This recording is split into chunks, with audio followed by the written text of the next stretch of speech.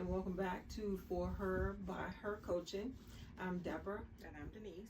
Thank you. That's my sister.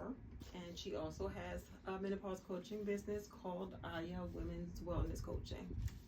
Today, I wanted to come to you because one of you asked me to speak more on the unusual symptoms of menopause. I have a list in my lap, so I'm going to be referring to that so that I remember all of them. So let's just get started. Okay, so the first one is, and it's a little surprising to me because I do get that too. Typically we expect to have hot flashes or flushes in menopause, but you can also get cold flushes. Almost like you feel sick, like you have a fever.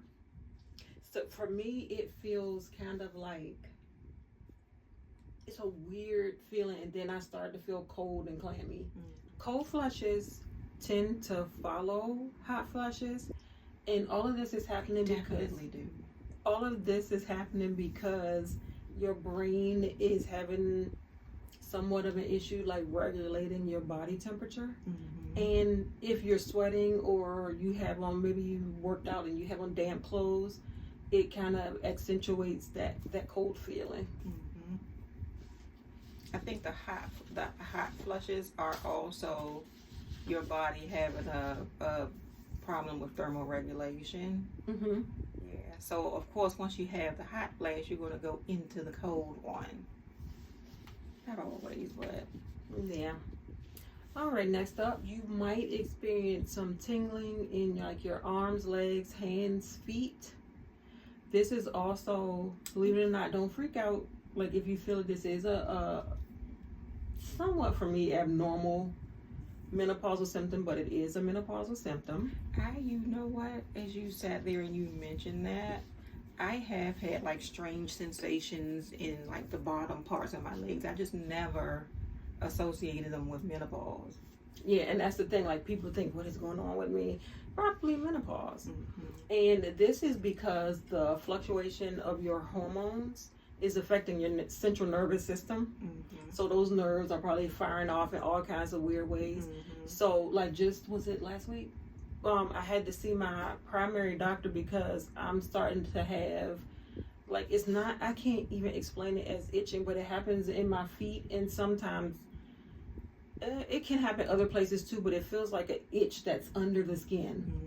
And it lasted for like almost a whole week, I feel like. And it's so itchy that it's painful, but there's no other sign that you have anything going on with your feet. Probably menopause. So the next symptom is not necessarily strange, but it's like you hear it and it's like, oh, that's why.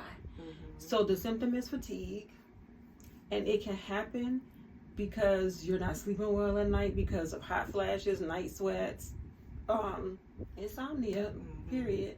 Or it can happen because of hormonal fluctuations. Now, I get these situations where I have this fatigue that feels like I took oxycodone or something. Why oxycodone? Because that's the only like drug I can think of right now. Okay. But it feels like you took some kind of what do you narcotic. Call it? Yeah. And nothing I do will like keep me up. Like I have to lay down. I have to sleep. I thought something was wrong with me. But you know that happens to me in the morning too. Like on the morning drive to work, I like one day a couple of weeks ago, I swear I completely blacked out because I was so tired. And it had to be like milliseconds because I came back to just before I hit the little dividing wall on the side of the road. Dangerous. Mine usually happens after a whole day of like work or something, and I get home and I'm so exhausted, and then fatigue just sets in, and it's almost like a debilitating fatigue. Fatigue and being tired are two different things. Yeah. Fatigue is debilitating. So if you experience that fatigue, You might want It to. might be menopause. It might not. So you still may want to talk to your doctor about it. But that is one of the signs that just body drain and fatigue. I don't even know how to explain it, but there's just nothing you can do but give in to it. So try to get your rest. Do that. Your evening routine. Rest is not a luxury. It is essential. It's a requirement. Do not feel guilty about resting. And listen to your body when it's telling you that you need the rest. So the next symptom is not unusual, and a lot of people know a whole lot about it, and it's the decreased libido. So we all know that decreased libido means you have a decreased interest in sexual activity. It can happen because you have a decrease in your testosterone level or even your estrogen level. Yes, women do have testosterone. Women do have testosterone. Or like I was just saying, it could also be your estrogen level, or it could be because you are going through all of these wicked menopause symptoms and you just don't feel like being bothered. Okay, I feel like I have incidents of everything she's saying so far. I can attest to the decreased libido, which is why I have an appointment with my GYN next week for a talk about hormone replacement therapy. And please do not feel like you failed yourself if you decided to do hormone replacement therapy. For some people, it's absolutely necessary. And it makes For them some feel people, it's more not. like themselves. Yes. Yeah. So it's not taboo. It's sometimes desperately needed. So please talk to your doctor about whether or not that will be right for you. And here we go again with something that I'm dealing with. Next symptom is thinning hair. So this also can happen because of hormonal fluctuations. And this can be very distressing for some women, especially if you've had thick, beautiful gorgeous hair all your life. It's not that something's wrong with you. It's just that you're going through this menopausal transition. And it's just the symptom that unfortunately you were dealt with. I do have somewhat too. That's why I decided to just go ahead and do locks, because I don't want to manipulate my hair very much. Yeah, people think my hair is actually thicker than it is. Both of us, of course, we're twins, had fine hair all of our lives. But I do notice now, like right here in this top part of my hair, like, you know how they say when you get older and the parts start getting a little bit wider? I feel like my parts are getting wider. And what's happening is the hormones fluctuating in your system can cause your hair follicles to shrink. Talk to the doctor about that as well. I do know there are supplements that I've heard from a pharmacist work very well. But talk to your doctor about it.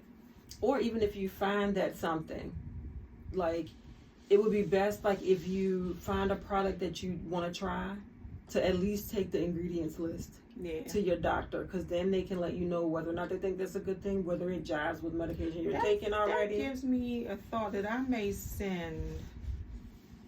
I don't know if I should send it to my GYN or to my primary. I may send a message to them about something that I want to try. It's expensive. They usually are. But that I may want to try and see if, because I do take medications, if this is something that would be right for me to try. Next up is unusual symptom of menopause, and it's mouth burning. And I mean, you feel like your tongue's burning, you feel like your mouth is burning, and it is simply the changes in your hormones. I don't even know what else to say about it. Can we just not wrap it up, but can we just say that the lack of estrogen, mostly estrogen, but estrogen and progesterone is responsible for most of the symptoms that you are going to experience, because those two hormones regulate a lot of our body systems, a lot of our organs. So when those levels start to decline, all of those symptoms start. A lot of weird changes happen. And with the mouth burning, you can also feel like you have tenderness to the mouth, tingling to the mouth, or even numbness. But definitely, if you are feeling those symptoms, reach out to your doctor to let them know, just to make sure that there's nothing else going on. And then you can discuss how they might want to treat you for those symptoms. So I would say if you are if you are in your 40s, sometimes it can be in your late 30s, but if you are in your 40s and you start to have these weird symptoms, it may not hurt to talk to your GYN about perimenopause. Yeah. Oh, but then the late 30s, like, because you know the hot flashes start and Sometimes the mood swings might start, 30s, and people start thinking they're crazy because they think they're too young to be having all this. But no, perimenopause can start as early as your late 30s. Just chat with your doctor about it, and if they're not listening, you can take research. Like, you can take an article that you saw saying that this is what can happen at this age and challenge them to think differently about what's going on with you. And then the one thing that I have learned is that a lot of our doctors are not very well trained in menopause. So if you don't feel like you're being supported, you can ask for a recommendation or referral to a menopause trained doctor. Absolutely. Okay, so next somewhat weird symptom is dizziness or vertigo, which means like you feel like you might pass out. This can happen because of the changes in your hormone that can affect your insulin levels and make your blood sugar a little bit lower, which will make you dizzy. Can you imagine and a sudden decrease in those levels would make you dizzy? Yeah. Or make the world feel like it's spinning.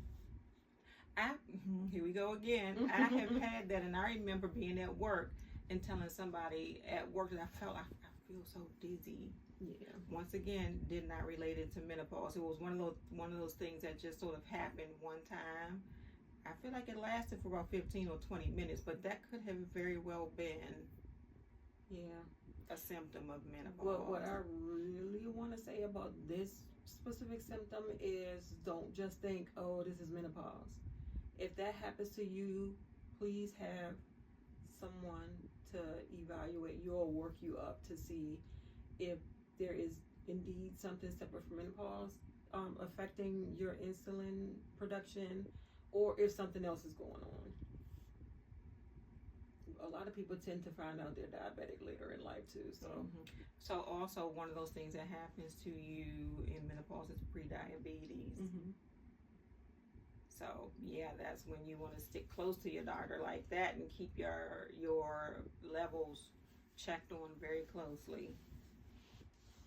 This next symptom, anxiety, to me is not abnormal, because just think about all the changes that are going on in your body. Your body has to catch up with what's going on, and a feeling of anxiety is almost natural to me. You're not only dealing with the actual hormones, but you're dealing with the changes, like my skin is changing, my skin is drooping, I can't get rid of this weight. I'm thinking that people think less of me because I get older. It's like social issues and physical, biological issues. Your mind and affect your mental health. Yeah. So anxiety, definitely. I don't know anybody that's gonna get away with not having some sort of anxiety. I was never somebody who suffered from anxiety until I think probably like the last year and a half. And I've had anxiety, but my anxiety tends now to be more severe and more persistent. And again, I take medication, and I'm not gonna feel embarrassed about it. Like, it is no way to live to be constantly anxious that the other shoe is just waiting to drop. So you can see your a therapist, a psychiatrist. You can see your mental health nurse practitioner, whomever. Discuss, because they do. Just make sure that it's somebody that you trust to go through this with you. Well, and again, they do tend to do therapy for people who are going through transitions in their lives. So definitely someone you trust and someone who knows about menopausal changes. Why are you messing with the light? But you can't tell. That somebody who knows about the menopausal transition will be best to talk to. So the next symptom is, and it's not really abnormal, is vaginal dryness. And it happens because, so those hormones help to control like the circulation in the vaginal area. And so when your circulation is, I guess I won't say decreased, we kind of interrupt it a little bit, you can tend to get vaginal dryness. Everything is hormones affecting everything. Listen, vaginal dryness and vaginal atrophy. Vaginal atrophy, definitely. And vaginal itch caused by vaginal atrophy. It's a whole vaginal, I was gonna say vaginal, a whole vaginal syndrome. But yes, definitely vaginal dryness, and your doctor can definitely help you with treatments that can, and I've seen some women who are so dependent on it, but treatments that can help your vagina feel normal and not like when you walk, it's just going to start scraping itself and bleeding. I know that sounds gross, but it is what it is. Vaginal estrogen. Vaginal estrogen, or a vaginal lubricant, not lubricant, but a moisturizer, like Replens.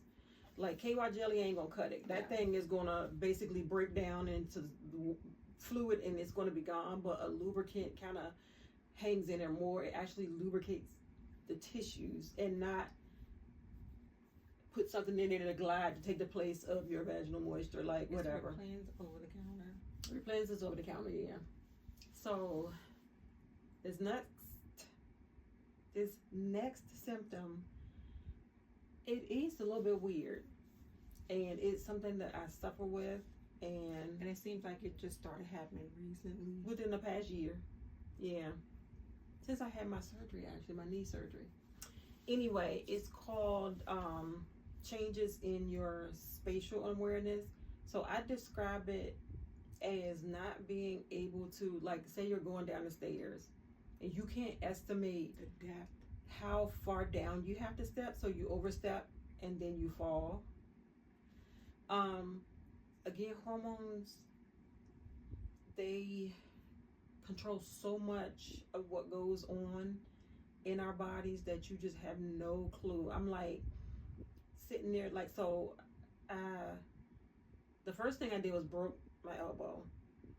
Then I feel like that one was related to your surgery, though. It was fresh after knee surgery. It was fresh after knee surgery, but it was a little more to it than it, because it wasn't my knee, the surgery knee, that gave me a problem. Even when I fell, it didn't buckle or anything. Sometimes too, like menopause can affect your concentration, so you're not even paying attention. And the weird thing is that the day that I fell on the porch, I think my concentration was a little bit affected, because the first thing I thought was that I was going to fall, and then I'm just like, just go. And the place that I thought I was going to fall, I fell. It is so freaking weird. One of the doctors I talked to told me to see an eye doctor for a special eye test to make sure that there's nothing going on there.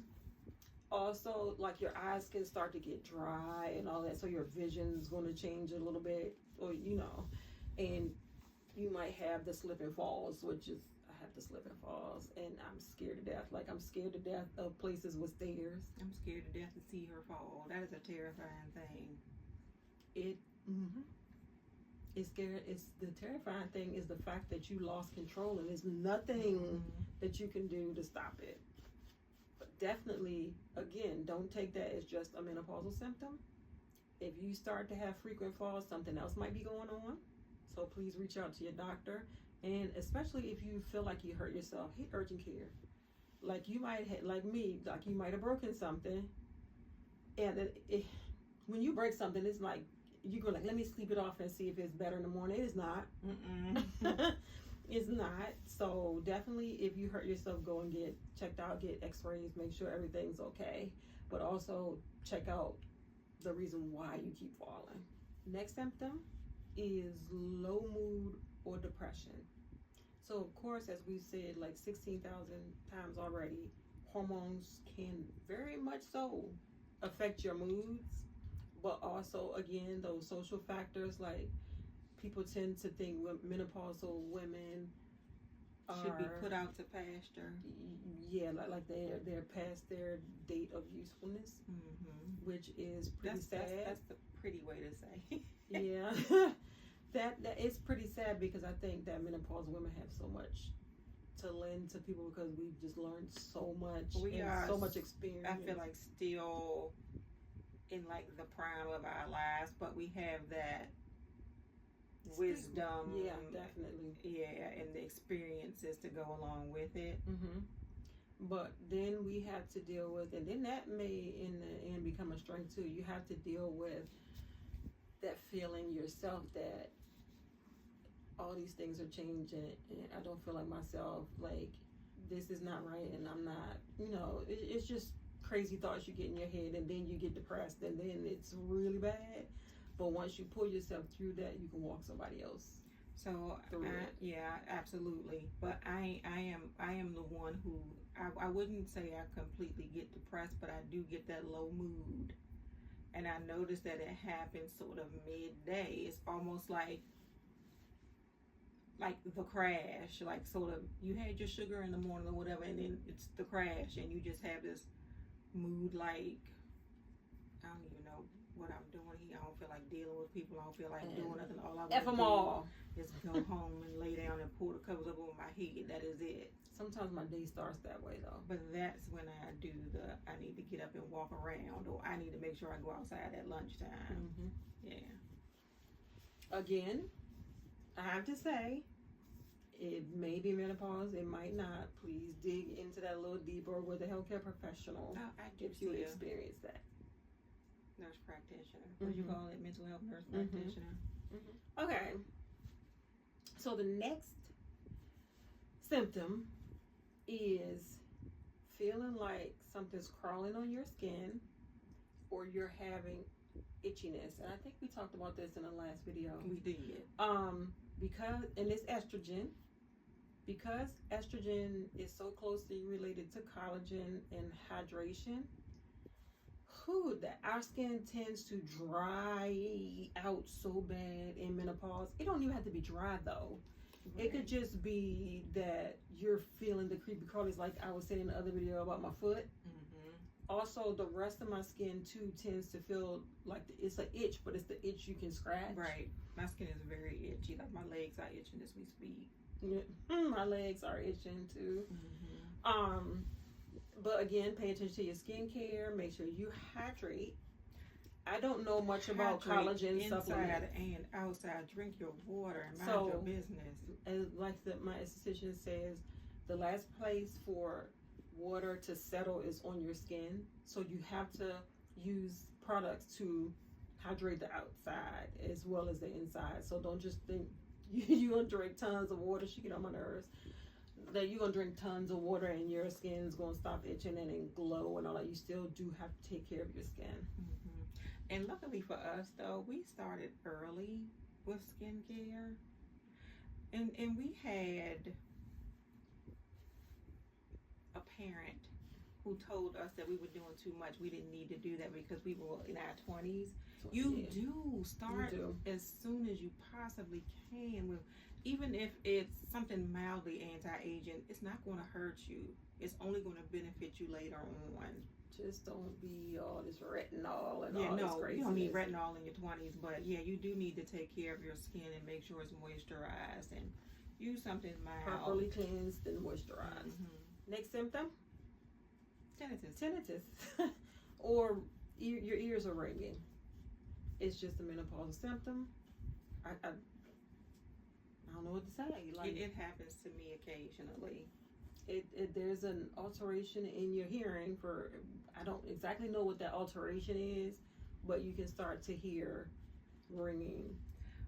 Since we're talking about the ears, Can you pass me that? This? Yeah, because I don't know if you have this in here, but the itchy ears. I don't know if that's in your I don't think it is. I don't think it's separate. No. Since we're talking about ears, though, itchy ears is definitely a menopausal sign. You have to remember that you have skin in your ears, and just like the skin we were talking about, where your skin gets flaky and it gets dry, that the skin in your ears gets dry as well, and they itch like nobody's business. This funny. is me. Yeah, this is me too. It's funny because I was watching, what is his name, Neil Reitherter, the Wax Whisperer or whatever on YouTube. He was the first person that I heard mention that he had noticed that a lot of his older patients had itchy ears, and he didn't know if it was related to menopause or not. It is. And you can, when he puts the scope in, you can actually see the dry flakes. Skin. Yeah. So, what did they tell me? Mineral oil. You can put mineral oil. They do have preparations as well that you can put in your ears for the itching. Whether or not it's going to help very much is a crapshoot, because I bought one of the drops for your ears and I'm still like, yeah. So ringing in the ears and itchy ears can be signs of menopause or perimenopause. And the brittle nails. Yes. My nails are so not what my cuticles are not even what they used to be. Cuticles are dry. My nails have ridges. Brittle. I feel like my nails are harder than they used to be, and maybe that's why they kind of break a little bit easier. And mine are but I also do the press on nails and stuff too. But those ridges are killing me. And sometimes they might break, but sometimes I notice that my nails tend to onion peel. Mine, see that one? It's doing that now. And then I'm sitting there like peeling off layers of my nail. We're talking about brittle. But it's still all nail changes. Period. And it's because of a decrease in keratin. I don't know what to tell you. I'm gonna need you to talk to your dermatologist. They may be able to give you some solutions. I also have an excellent cuticle oil. beauty-overage.com. How many have I gone through? Like 3. Probably more than that. They make your cuticles look so nice and moist and young. I'm trying to think about on my website things that will help us as we age. And I have noticed that my cuticles are way more dry than they used to be when I was younger. So and they will split. Absolutely. A whole bunch of natural oils that are good for the skin is in this cuticle oil, and I am not trying to take over her video with an ad. That's fine. But we both use it, and we just noticed such a huge difference. So almost immediately though. Like wash your hands, dry your hands, put that cuticle oil on, and it is almost a miracle looking. Like it's not going to cure the dryness overnight, but it makes it look like it does. But to continue to use, you're like, my cuticles look good. Right now, I haven't used it in days. I haven't either. So I need to get on the wagon. It will last through a hand wash, and I tell you that. I would recommend putting it on a few times a day. But yeah, it will last through a hand wash. And it comes in a little roller ball, so you can throw it in your purse. Next symptom, and I'm so sorry that this is such a long video. Next symptom is changes in taste. Again, it's that damn estrogen. It can cause you to have like a metallic taste in your mouth. I've noticed a milky taste though sometimes. Yes. But it can change the taste of things that you once really liked. Yeah. They don't taste the same anymore. Menopause, estrogen. It is what it is. All this stuff that women have to go through that men, it makes you want to say, like, oh, you've heard of people say menopause means like men need to pause. That's where you get to. Next symptom is breast tenderness, the same that you usually get when you're in puberty. So that estrogen and progesterone is fluctuating. So you may tend to get breast tenderness. Breast tenderness. All right. Number 18. Yes. Is as for the breast tenderness and menopause, as you progress through your menopause, it should get better. If it doesn't, reach out to your doctor. And we are at the, well, almost the last symptom, because we still have one more that we need to talk about. But the next symptom is changes in body odor. So, again, because we're going through this hormonal shift, we tend to have night sweats, we have hot flashes, we have anxiety, which can make you sweat, like, and you can tend to have an increase in body odor, even like you using your regular deodorant and it doesn't work anymore. I just think your body odor changes anyway the older you get, and it doesn't necessarily have to do with the sweat. Mm-hmm. So let me just be 100% transparent here. There is a change in the scent of the vagina. Definitely. That I call, and this is horrible, don't hate me, I just call it old lady vagina. Mm-hmm. Because that's I feel like it's always that same scent that I smell with older women. If they have a scent, it's that same scent, and it's not like, I can't explain it. It doesn't smell like you had urine or anything. It just smells like a different, but this is your new normal scent to your vagina. And then too, imagine all of the changes that the vagina goes through. The muscle walls start to thin out, and you can get atrophy, which can bring vaginal discharge that could be like, unfortunately, your new norm, or it could be that it's causing an infection. So BV. It can be BV, or it can be the discharge BV from is bacterial vaginosis. Yeah, so I get that. And do not douche. Do not douche. Because what's going to happen is you're going to either get yeast or bacterial vaginosis, because you're further interrupting the pH balance of the vaginal microbiome. Mm-hmm. So please don't do that. But yeah, so that I don't think is something that's unusual. Not unusual, but it's distressing. It's distressing. But I am going to tell you, even, I know they call it black girl shower talk. Mm-hmm. Their recommendations are almost spot on. Yeah, and I like the fact that they tell you not to cleanse the vagina internally. If it does not have hair growing out of it, do not put soap on it. Yes, because the vagina is a self-cleaning organ.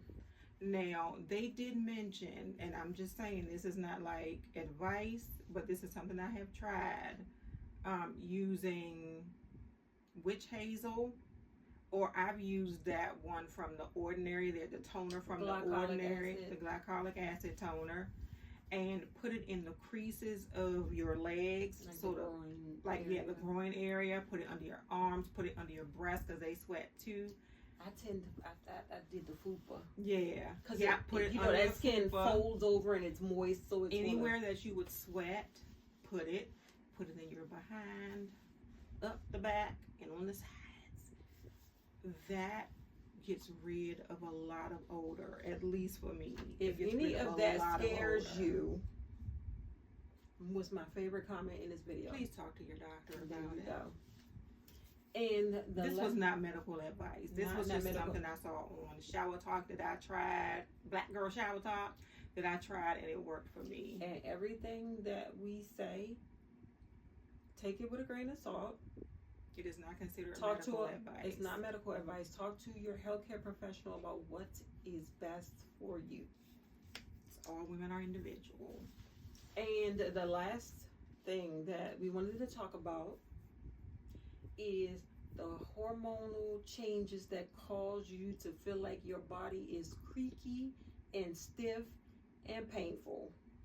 Joint pain. So, of course, as we get older, we tend to have the wear and tear damage to our joints, and more joints than you think. Your finger joints, your wrist joints, your knee joints, your hip joints, all of them. Every joint that you can. Every have. joint, like my lower back is all jacked up right now from wear and tear. But I don't know if you just seem to notice it more in menopause, or if menopause has a direct effect on your joints, and I wouldn't be surprised if it does. But you can. I feel like, do we have less lubrication as we get older? I'm not sure. That's just a question I'm throwing out there. Yeah. Do your research. But like, you start to feel like you can't sit for too long, you can't stand for too long. Some days you take that turn and you feel like you pull your back. Like, it can be sometimes you just wake up in the morning and everything hurts. Or you wake up in the morning and turn over to get up. Yeah. And you can't straighten up. Like, it is awful. That is just all. In general, I think that's a part of aging. It's a part of aging. But because of the fluctuations and the decline of our hormones, I think it. And collagen and keratin, and not keratin necessarily, but collagen and everything else. Yeah. I think I feel like it's a vast majority of women. I don't know how many men I hear wake up saying they have all these joint pains and aches and things when they wake up. I tend not to care. I'm just thinking about if my husband, sometimes he'll say, like, I think one time his knee was hurting. I think sometimes his hip will hurt, but most of the time he can just jump up out of bed. Me, I gotta sit on the side for a few minutes. Yeah, I have to sit there and talk to my joints for a few minutes and be like, look, we got a lot of stuff to do today, and I'm gonna need you to cooperate. Some days are better than others. Sometimes when it's really bad, this is what I personally do. You don't have to do this. I might do like the ibuprofen, acetaminophen combo. They actually have Advil dual action, which is ibuprofen and Tylenol together. It works. Because I noticed Tylenol does not work for me by itself. And if you think that's too much medication, they are, I want to say, processed, but that's not the word. The body tends to use each medication differently in order to control your pain. Let's just say it that way. Yeah, and one of them is, processed is not the word that I want to use, but it pretty much, that's basically what it is. One of them is processed through the liver, and one of them is processed through the kidney. So through the liver is Tylenol, and through the kidney is ibuprofen. And also ibuprofen is an anti-inflammatory, and Tylenol is not. Right. But yeah, I think that you will have to find, and I'll call it a ritual, the best ritual for yourself to control your pain. Could be exercise. Pilates, Could be weight loss. Could be supplements, like, what is it? Glucosamine. I was about to say ginkgo biloba. What in the world is going on? That's what she needs right now. I need a little bit. But definitely, yeah. And again, mention it at an appointment. Yeah. Mention it in your patient portal. Yeah. That is it for us. That is it for us. And again, I enjoyed this video. Me too. and again, if any of this piqued your interest, please talk to me. And please subscribe. Please tell your friends.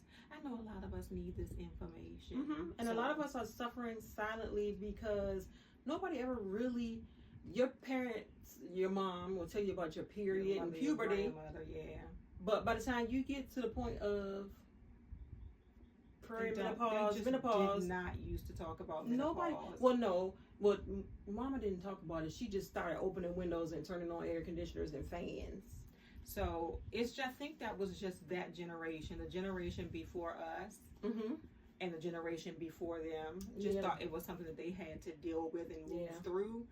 Our generation is not having it. Gen X is like, the hell with this. Like, we got to do something to make us feel better because we still have a lot of life and left. We need to let everybody else know that this is menopause. These are the things that may happen to you. So I want to arm you with this information. Definitely.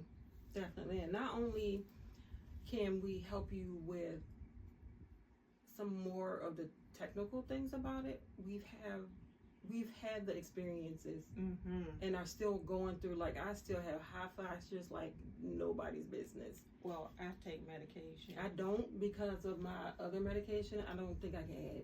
So, Anyway, but so there is more than one option for dealing with your menopausal symptoms. If you are somebody who does not qualify for hormone replacement therapy, and I was told that I was someone who did not qualify. So I have, and I forgot what type of medication it is, but I take duloxetine. And that's an antidepressant, but it also helps with hot flashes. Yes, absolutely. There's a couple of antidepressants that can help you with hot flashes. Yeah. You definitely need to talk to your gynecologist. Yeah, and that. Especially talk to them about whatever comorbidities or diagnoses you have, like diabetes, hypertension, Thyroid disease. Yeah. So those things may not necessarily exclude you from hormone replacement therapy. I don't know how we got into this. Those things may not necessarily exclude you from hormone replacement therapy. So that is just a conversation to be had with your doctor. They may want to start you on like the lowest dose they possibly can. They may want to monitor your blood work, and you may still be able to take these medications. Yeah. I think things like if you have a blood clotting disorder or something like that, no hormone replacement. But just keep an open mind about the things that you can put in your arsenal to help you with this transition and past this transition. Don't think, oh, I don't want to put some synthetic hormone in my body, or oh, I don't want to. Keep an open mind, because you could be blocking your blessings by saying, no, I'm not going to do. I've also heard there are some more natural options. Whether they work or not is iffy. Yeah. But it's all individual. It may work for one person, it may not work for the other one. Yeah, like I think somebody's like, Black cohosh. Yeah. Like, I had a gynecologist to tell me to use, it was black cohosh, but it was one of the prepared ones, like the brand names, and it didn't work for me either. But that does not mean it would not work for you. Exactly. So if you want to start with I want to say the path of least resistance, but that's not what I mean. The most minimally invasive, or the most natural product. Yeah. You can also do that, and then you can just sort of work your way to what actually works for you. And never underestimate a routine that you can build for yourself that helps, on top of other things that you can try, even if it's just I used to have behavioral changes. What was that little thing I put on my arm? It looks like a watch. Or a wave, or what is it? Something like that. Totally different. Deborah will put it on the screen for you. But what it does is, up under the bottom, there's like this little sensor that can give you a shot of cool when the hot flash starts to come on. It can also give you a shot of warm when you start to feel like you're getting cold. That thing is fantastic, but it's about $300. I might have to borrow it from you, because I don't even know where it is right now. I think I threw it in a drawer somewhere. She better find it. Anyway, again, thank you for watching. Please comment, because I can definitely craft these videos to be exactly what you need if you comment for me. Subscribe so that you will know when we have a new video, and I have a whole spread of videos that are coming up. And please share I this want her video. to stop acting like I'm not going to tell you to share this video. Also, if you want to have a free call with me, please reach out to me, and my email is deborah@forherbyhercoaching.com. My website is forherbyhercoaching.com. And until the next video, we will see you later.